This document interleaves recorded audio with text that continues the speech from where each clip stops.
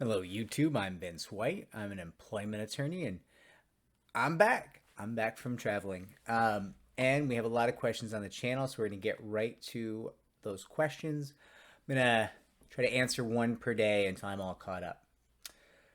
This question was posted 4 days ago on my original video, which was labeled What Counts as Workplace Discrimination Where You Are? A discussion of the various protected classes. And YouTube user, whose name I believe is pronounced Elijah West, asks, could you make a video on when employers lie about the reason they fire you when you file a sexual harassment complaint? Like a pretext. And I said yes, and that I would make a video in the next 10 days. And now I am.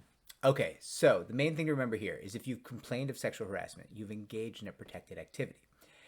And so there's going to be a presumption under federal law that any negative workplace consequence that you experience from that point on is retaliatory. Excuse me. So when your employer makes up a reason to terminate you right after you complain of sexual harassment, that is likely going to comprise a retaliation claim. And that claim is going to likely be often lower risk and higher potential value than the underlying discrimination or sexual harassment claim. And that's because of that burden shifting. And I have a couple of videos on this channel about retaliation and how that plays out and what the laws are, kind of the history there. And I do recommend, going through and grabbing a couple of those videos and watching them if you're dealing with a situation where you've made a complaint and then your employer cooked up a pretext to fire you. So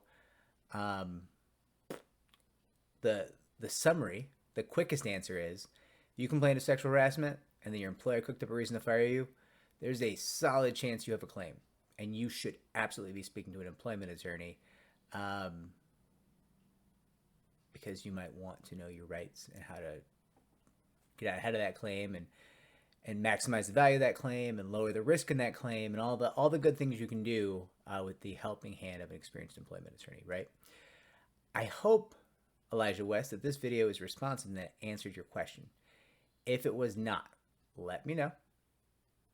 Give me a little more specificity on what you're looking for in terms of your answer, and I will make you another video. I will try to, whatever you need, because I know, one, it's never good to be in a position where you have to make a complaint of sexual harassment. That probably is very difficult. And it's even worse if you're being terminated under a pretext because you complained. I can't even imagine the havoc that introduces into your life. So I want to help. I want to answer your questions. I will check the comments on this video so I can do that and try to be helpful. But basically, the best thing to do right now is you should be talking to local employment attorneys. I have a couple of videos on this channel about how to pick an attorney,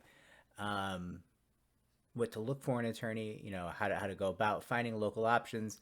So consider looking at those as well. I think you can use the search function on the channel to find all the videos that I mentioned today. Good luck, and I will keep an eye on this.